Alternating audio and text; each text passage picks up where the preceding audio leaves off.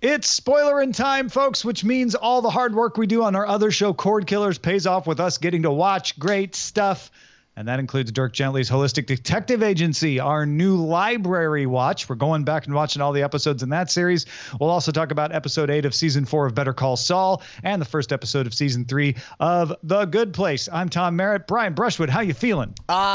Frustrated. Let's talk it out as we visit the winter movie draft.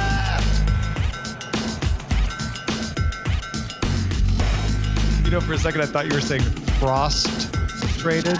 I'm also pun? frustrated. In fact, I'm laying prostrate as I frustrate with my frustration. That's where I'm at. Where does the frustration begin? Is it that hit piece that Crumb Dum did about the classic money grab yellow of the journalism? My God, the William Randolph Hearst of the movie draft. He wrote this huge essay, like bearing into Not us. once reaching out for comment, by the way. Oh no, classic. There's a word for what it means when somebody publishes what's supposed to be information that's timely, but it turns out to be false. I don't know what that 2-syllable phrase is. That word is crumb dumb. Meanwhile, so I did something different this year. If you watched last week on the movie draft, normally everybody figures out what they think things are worth.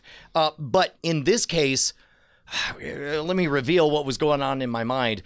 Team John Trekker has been so good and so incisive and so brilliant in their insights that I just wanted to break John Trekker, and that's probably not a healthy thing for me to have done. No. But I openly declared I did our version of a tit for tat strategy where I just loudly announced that I was like, didn't care. I'm just gonna pay $1 more than whatever Team John Trekker does for everything, and you could see that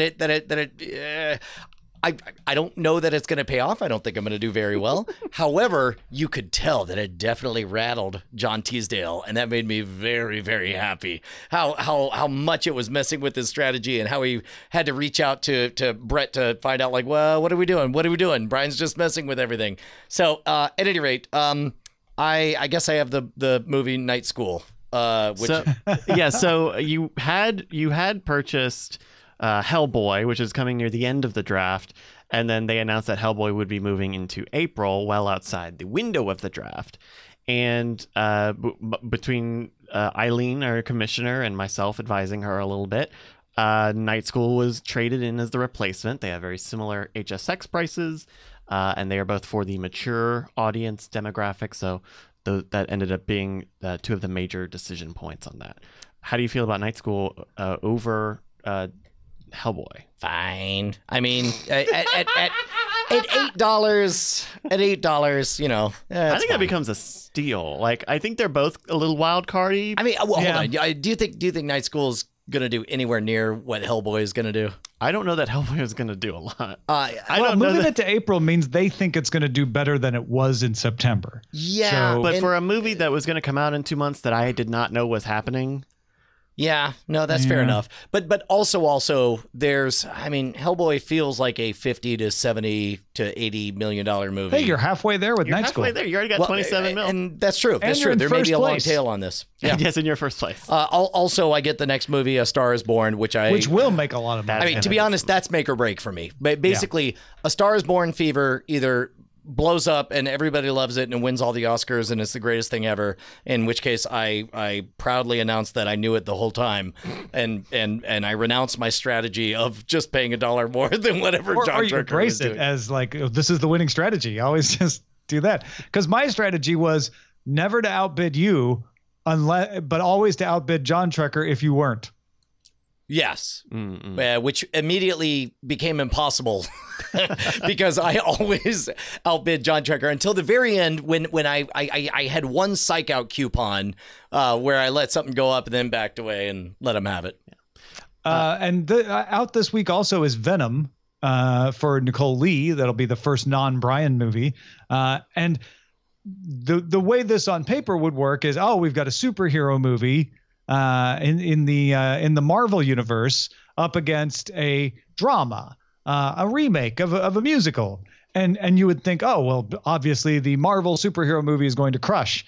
I don't know that that's what's going to happen this weekend. And I think that's interesting because Venom is not getting the rave reactions that it would need to get. Well, they have a late embargo on Venom reactions and reviews. Very bad sign, yeah. Even though the trailers look fine to me, they keep doing all these things that make it sound like it's not going to be a good movie. Plus, also, it's early in the heavy movie season. Like it's early enough that the mere placement of being here kind of is an indication that it's like we don't expect it to do a whole lot. Yeah. So you feel like you have a chance, though, it sounds like, with if A Star Is Born does great. I think there is a chance that A Star Is Born, I think it will be popular with its core audience. I think Bradley Cooper and Lady Gaga are tremendous star power.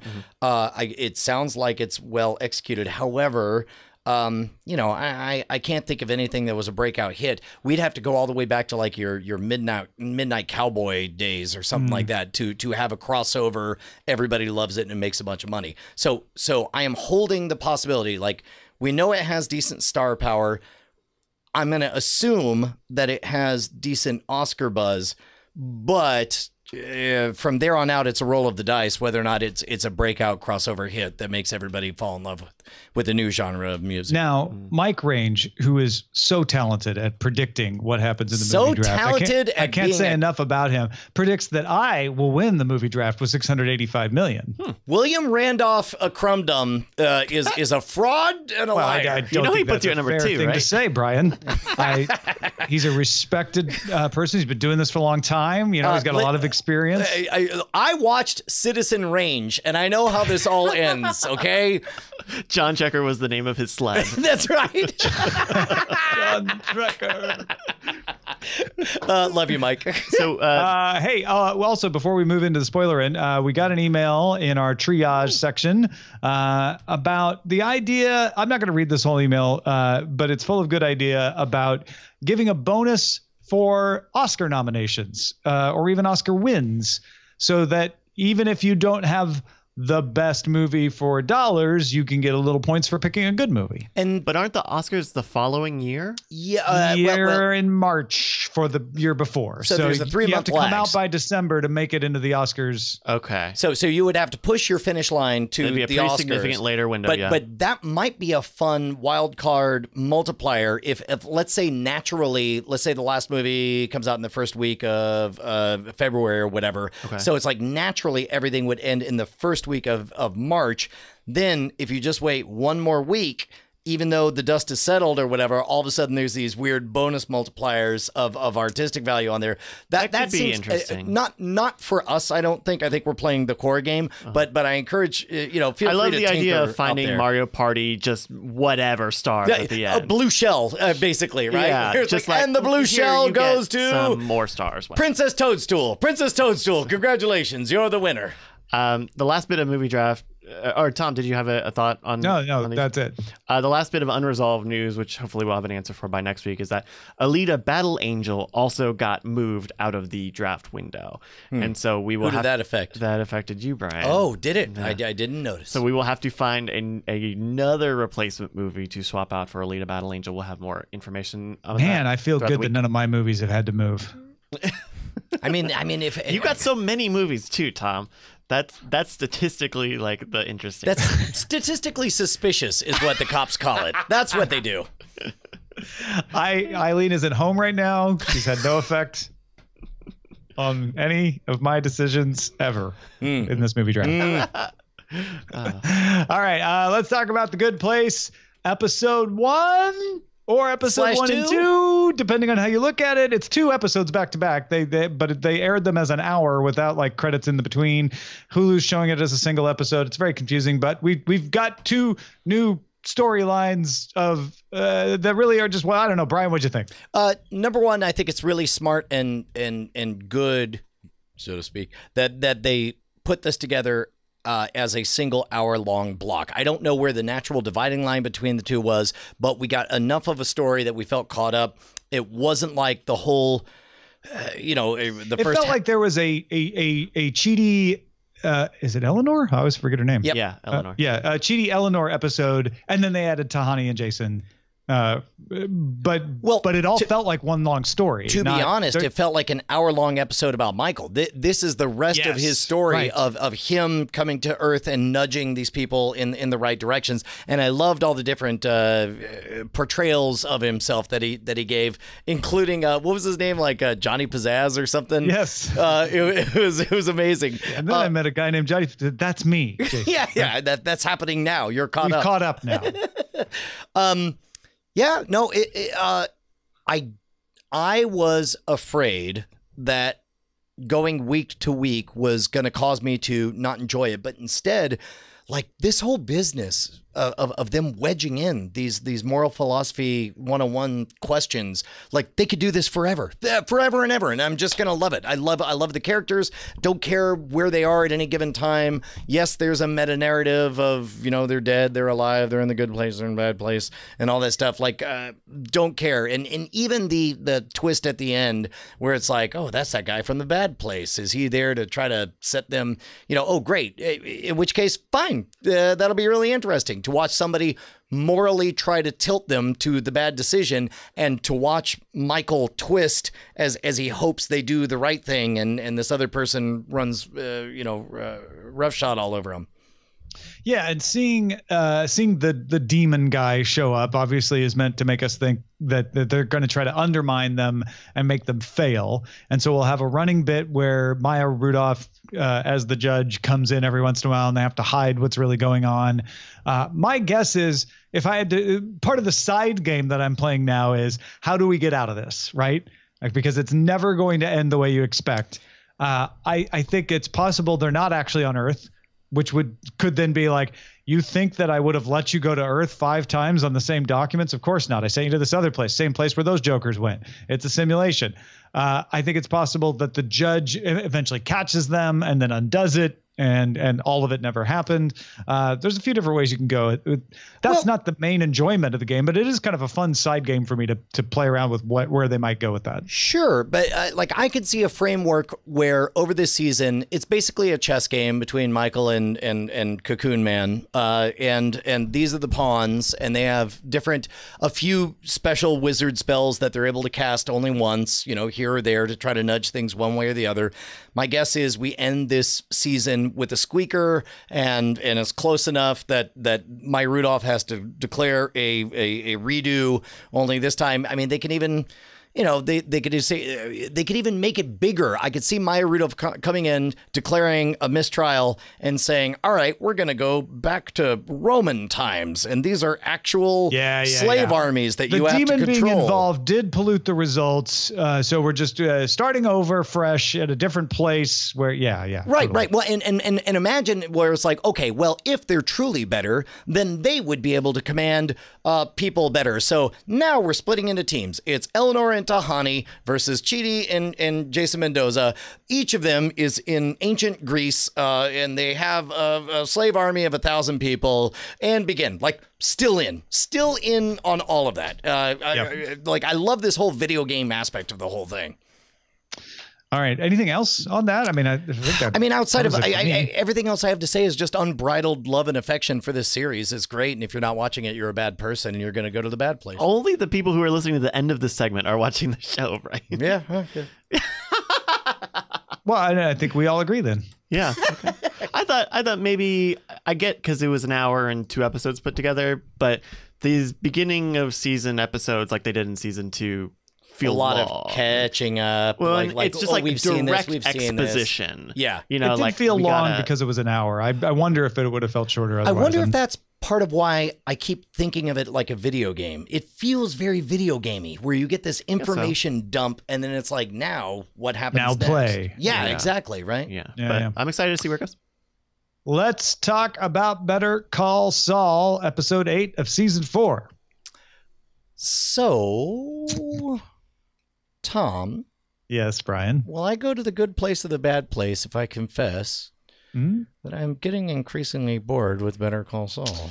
Well, I don't think there's any judgment to be had on that one way or another. If you're bored, you're bored. You would go to the bad place if you didn't honestly admit it. Okay. Well, allow me to admit that I'm getting bored with Better Call Saul. It is feeling increasingly tedious. There's a lot of filling in the gaps about stuff that I'm not overly emotionally invested in. I do enjoy seeing Nacho developing as a medium grade gangster. Right. I did enjoy the heist aspect of Saul hiring improvisational actors, which it kind of undoes a little bit to know that all of this is Kim's idea, which they set up in the previous episode. Well, okay, here's the thing that keeps me interested in this particular case. I have been under the impression, and maybe I've been led to believe by the show, that Kim was the good, and Jimmy would have to make a choice between the good or the easy. And as we all know, he eventually chooses the easy and becomes Saul Goodman, and that he would lose Kim in the process. This is not the first piece of evidence here, makes me wonder if Kim isn't going to follow Jimmy. It's not going to be about Jimmy choosing which side, but Kim deciding, you know what, cons are actually pretty fun. I like the bad folks. That's why I like defending them as a public defender. Maybe I'll get into the bad stuff. And maybe where he loses Kim is not because she wanted to stay good and he wanted to be shady, but that she gets shadier. And it could go anywhere from she gets killed to she gets put away in prison to she has to leave the country herself. Yeah, this is definitely the first time that we've seen an objective temptation in her to chase the high of going for the exciting way. She crossed the line. She engaged in fraud. Usually it's been like, well, I can't do that. Right. Well, and even then it's like if she dabbled, it was in a fantasy environment of the hotel ballroom with no real stakes. Right. This is the first time we've seen her with stakes say, not only did that work, but I loved it and I want to do it again. Let's go. And because before it was, we're not really going to have them sign it, right? Right. In the hotel, like, well, we can't cross the line, well, right? And of course, Saul was the one who was just like, I don't know, what do you think? Of course not. I mean, unless you want to. What a funny lark this was between the two of us. Right. But now, like, I feel that Dark, and that is a surprise, and I do like that twist. I don't necessarily care that it's Huel. I understand the tie-in with Breaking Bad and all that stuff. He's the guy that we know later from the other thing or whatever. But it's like, oh, you mean who shows up with Nacho? No. Huel, who the fake community rallies around in order to get him genuinely released. Right. Yeah. Like, I understand the tie-in with the existing properties, but it's like I'm not overly invested in him, and I didn't think that mattered that he was in Breaking Bad. In fact, I forgot that he was in Breaking Bad till you just said it. Okay. Yeah. Because he's not that important of a character. That's more of a continuity thing. Like, oh, well, he's associated with this guy who eventually ends up, being employed, but it's not like Nacho, where it's a character that I'm like, oh, I'm seeing an insight into how he became Nacho. I forgot who Huel was, to be honest. Bryce, how are you feeling about all this? I just finished rewatching Breaking Bad last week, and Huel's there, right? He's got a little bit of a character on him, so you feel like, but he really doesn't have any backstory or anything to him really, other than that he's a good pickpocket. And I put it this way. You could have had Huel's character in this episode of Better Call Saul be anybody, and it wouldn't have mattered. I think it would have been better if it was anybody but Huel. Well, and to me, it didn't matter that it was him either.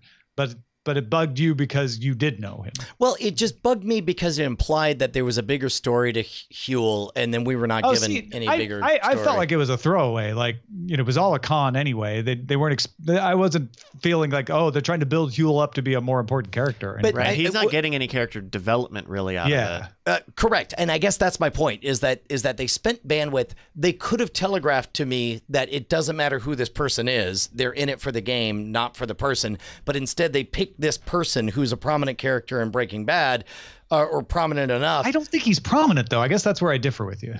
Prominent enough. Well, he was certainly prominent in the last season of Better Call Saul, where he was the pivotal guy that planted the device on his brother. Sure. So with that, like, I felt like that was distracting and yielded essentially nothing from a storytelling element. I feel like you're letting it bother you. Like you're giving it more attention than it needed. Could be. But I definitely felt it was distracting. All right. Also, I wouldn't be surprised because Huel is one of Saul's contacts and bodyguards just out of the gate throughout from, everything. From yeah. Better Call Saul, and so I wouldn't be surprised if some of his other bodyguard contacts end up popping up in Breaking or in Better Call Saul. I guess that's as the other well. thing too, is Huel's not particularly loyal by the time we get to Breaking Bad. So it's not like we're going to uncover this Chewbacca life debt moment where he pledges fealty. You would say well, see, all of Huel's this not are loyal? reasons why it doesn't bother me that it was or wasn't him, because it doesn't really matter. No, I think he's actively not terribly loyal in Breaking Bad. But then again, you just saw it, but then maybe I'm just misremembering. I mean, the only time that I can think where Huel's loyalty is tested is at the very end when they're like, hey, we got the guy and here's the photo that we're tricking you with. Stay here in the safe room and just do nothing, which Yeah. I guess is a compromise. But when you think everything's already done, you've been scammed by the police. What did you guys think about the hiring of a low budget improv troupe to do in his whole? Well, it's the people from his video from his crew. commercials, Yes, right? Yes, Yeah. correct. Yeah. That was fun. Yeah, It was a weird. I had mixed feelings about that. it was a bit over the in top. a like, silo. It was fun. It was like, oh, that's a funny way to do it with all it, because he had the phones and you planned it out, and I could totally see Jimmy doing that.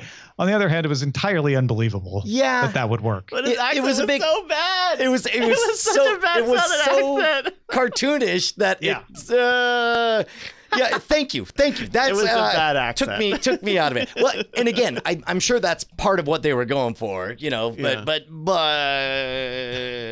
I did like the reveal of like, oh, there's numbers on these stationaries.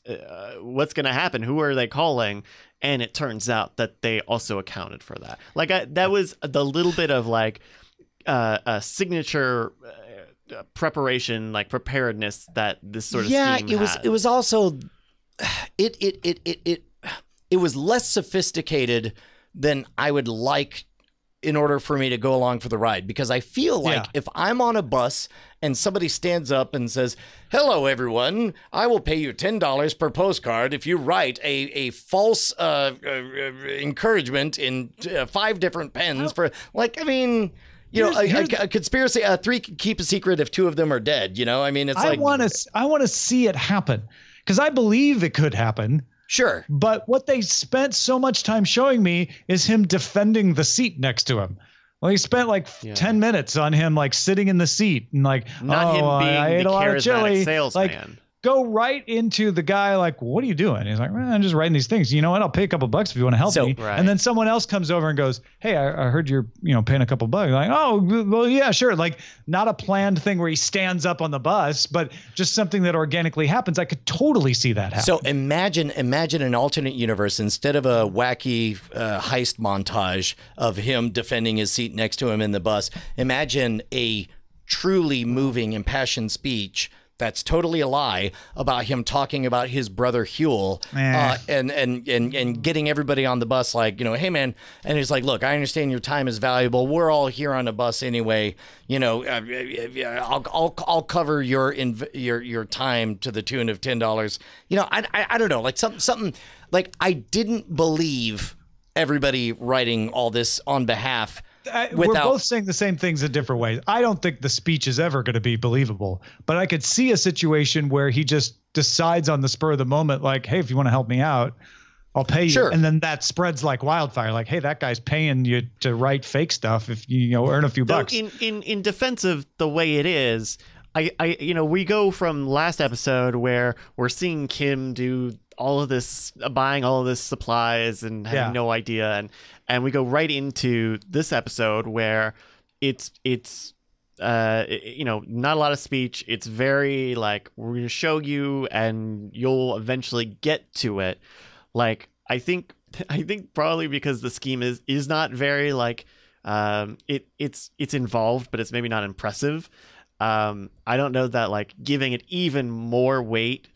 I think that would make the payoff of what it actually is. It's unbelievable that either of them would go to this length to get Huel off. Yeah. And again, you nailed it. Huel seems like a low stakes client, criminal, low stakes crime, low stakes everything. And yet we are seeing a level of effort that is not justified and that I'm not along for the ride on. And the reason has to not be Huel for this to make sense. And maybe we'll still get that, but I didn't get the reason, because I can make some guesses, but because Huel was gonna he was gonna leave the state, so he's not trying to be trouble for anyone. Saul wasn't really doing anything wrong selling the phone. It has to be Kim and Jimmy's proving things to each other and themselves for this to make sense, but I don't know what that is. I wouldn't have minded a 30-second speech from Huel saying, here's the type of person I am. Here's what I'm going to do. No. I mean, he says he's going to leave. But I mean, one-on-one to that makes Jimmy. It worse. Like, make me care about Huel, because I still I don't care about want to care about Huel. I don't think that makes it better. I think that compounds problems. Interesting. All right. Well, cordkillers@gmail.com. Separately, we get the world's most obvious next step in the mystery of digging the tunnel. Oh, the tunnel. I don't know. Look, I like that guy was put in his place. I like seeing that he was fallible in being a loose lips. No, I always thought he was fallible. I thought he was weak from the beginning. But he has control over the other German guys. Sort of. Not really, though. They're always like spouting off and knocking pillars over. Like he picked a bunch of oil rig drillers. He picked the cast up from Armageddon. I'm just saying they're his guys in the same way that Mike has guys. Yeah, and you create a parallel between these two men because they have their own crews. They are very serious about what they do, but then you see that there is a discrepancy why Mike is in charge of this other one. And actually, that's a good point. It made me disrespect Mike, which I did not enjoy. For trusting him? Yeah, because it's like, just like this guy was incompetent in picking his crew, and then he was incompetent in running his mouth off. I mean, I guess that makes Mike incompetent in picking the crew that's running this whole thing on some level. And this is Mike's first big project with Frame. I don't like any of that. Yeah, I don't know. I don't know if you can blame Mike for this guy. I mean, he picked somebody based on work and not on, I don't think he expected there to be loose lips. I don't know. It didn't bother me. It didn't make me lose any respect for Mike. Like, it wasn't a big mistake. Like, oh, he should have seen this coming sort of moment. It was like, we put our trust in somebody and sometimes they let you down and we have to deal with the consequences. I think we talked last week briefly about Mike not having seen a moment of Mike not take a half measure or taking a half measure when he shouldn't have. Mm-hmm. And I wonder if one of these crew members is going to be a half measure to resolve if he's not already done it. And the napkin is going to come back. It's Chekhov's napkin, like, for sure. Wait, the napkin ended up in Mike's pocket, right? Mike did take it back, the physical napkin did. You're right, but I mean that moment, the information that was conveyed, I think, is. Got it. Somebody's going to say like, yeah, man, that's the dude who, after we played foosball, talked about pouring concrete. Well, and I saw this in one of the behind the episode videos. That was like, that bar that they were at is like the bar that Mike is always at. That's where he punches Walter White later. That's a bunch of stuff has happened in that bar. So if you have a regular who has a weird German national who gets very uppity and pulls him out really quickly, that's making a scene with. And the question is whether he's a regular yet at this point. I mean, but knowing that he will become a regular and all of that. And stuff, I think he is, because I think that bar has been used in Better Call Saul. Yeah, already. no, this is going to be significant. Yeah. Also, one last thing. The guy who posts up next to Nacho at the end of the episode. Did you guys catch who that was? I don't know if I did. That was Huel, right? No, that was Lalo Salamanca. Yeah, that's the guy he's out in the desert in Breaking Bad, right? That's right. Yeah. It was a name that that Saul says early on in Breaking Bad.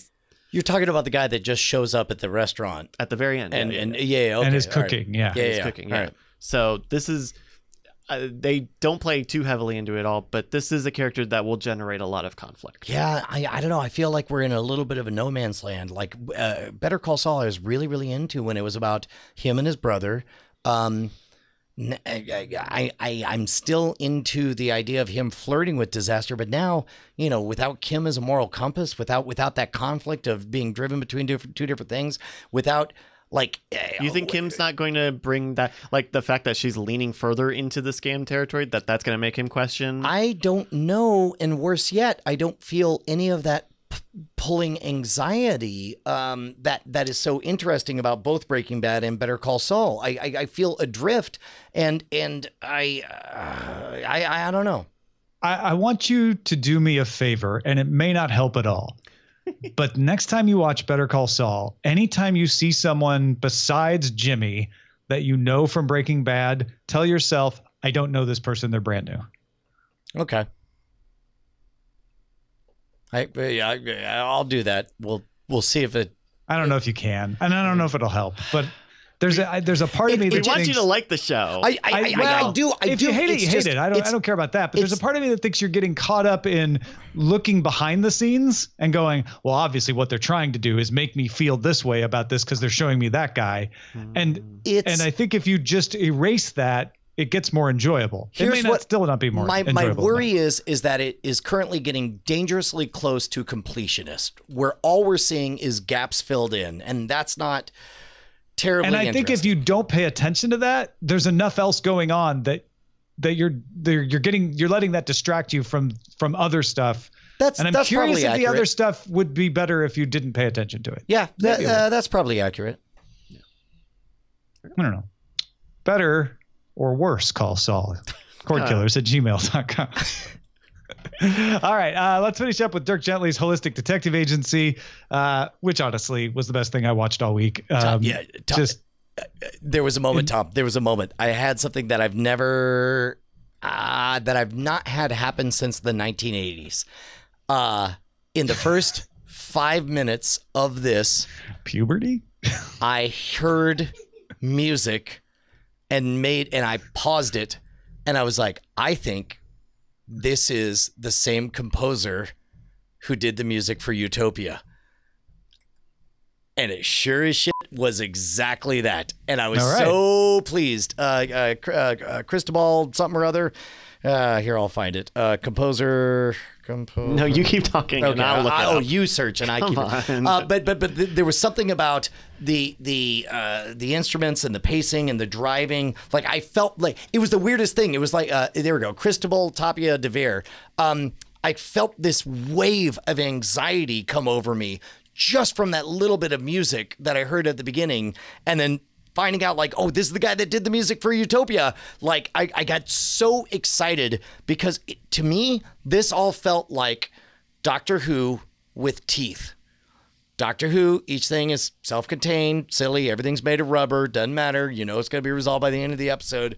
This felt like Doctor Who with teeth, and I'm really excited. Still has the silliness, still has the who knows, crazy, you don't know the rules of the universe, everything will be fine, or maybe it won't, or whatever. Here's a magic word, holistic, that you can project whatever you want to on it, but also here's legit, murders and blasting and insane, horrific violence and stuff, which only elevates the comedy in all this. That's what I felt. Yeah, I never compared it to Doctor Who, so that's why I'm a little stunned right now. I'm like, I'm trying to wrap my head around that. But that said, forget it. It's Dirk Gently's Holistic Detective Agency by Douglas Adams with teeth. It's been a long time since I read the book, but from what I remember, and there is a Douglas Adams Doctor Who crossover. It's that you may be picking up that vibe. The book is not nearly as gory, or putting the stuff in front of you. And I may not be remembering it right. Maybe it is, and I just whitewashed my memory. But I loved that. I loved that they're like, it's not just Dirk Gently. It's not just Dirk Gently being weird and saying like, oh, I'll just believe everything will work out, and it will, and it does, but then it doesn't sometimes. And him sort of a fitting effect to causes versus using causes to make effects. but with blood and guts and gore and consequences. And I just really love that take on it. Yeah. Meanwhile, that hobbit is good at a surprised, confused face. Like, that hobbit, though. That hobbit, American though. accent. Elijah Wood. There you go. Took me a second. But you really didn't know his name. I just couldn't access it in the moment. yeah. Look, Okay. One day you'll be 43.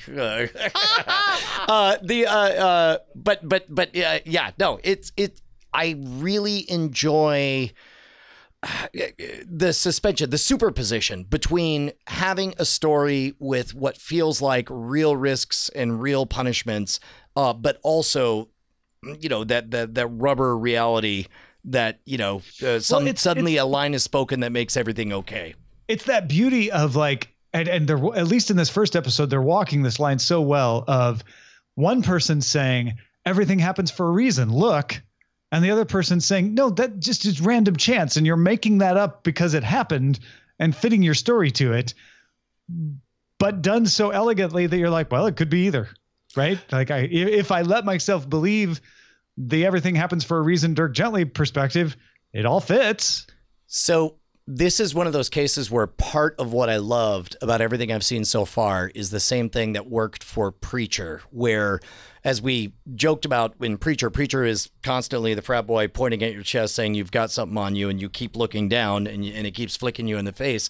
The only way you get away with that is by being so good at storytelling, so good at your special effects, so good at your fight choreography, so good at your cinematography that you keep getting lulled into it and getting gotten again. And I feel like this is a bit of the same place where the writing is so good, the acting is so good, cinematography is so good, and I feel like they're not going to waste our time with a bunch of distractions for the sake of distraction. Like, obviously, that one moment that we realize we're entering a different, more interesting world, and the elevator door opens and we hear something about a time machine and we see Elijah Wood looking at himself and the door closes.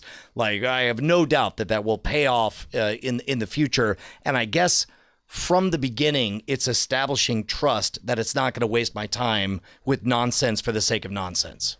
Yeah, no, 100% agree. And it just has that quirky humor too, where, you have what was the name of the horrible three? But there's four of them. The Rowdy Three or something. The Rowdy Three, but there's four of them. Is like, yes, I'm very, very aware. Yeah. Much to my consternation. Yeah, it's so good. Separately, the Rowdy Three. Thank you. Is that that disease that is a theatrical conceit? Meant to look it up. Yeah. Yeah. Is it real? Is that a real thing? I don't think so. Okay. Well, whether it is or is not, I love the fact that it was presented in such a way of like, these are the rules of the story, my friend. These two people had / continue to have / will have a disease that makes these things possible. So that'll be really interesting. Dirk Gently's Holistic Detective Agency, available on Hulu, though you have to use Just Watch to figure that out. Don't ask Siri. She won't be able to find it. What a real Janet that Siri is. Is it just because there are so many Dirk Gently series out? I don't know. I asked Siri on Apple TV, like, Dirk Gently's Holistic Detective Agency, and she's like, that doesn't exist. I'm like, first of all, you can buy it through iTunes. I don't know what your problem is, but so weird. Yeah. All right. Well, thank you, folks, for joining us. Hope you enjoyed being spoiled. We enjoyed spoiling you. So spoil us with $1 at patreon.com/cordkillers, and we'll spoil you again next week. Yeah, we're like little babies who need candy. Give us $1 for our candy.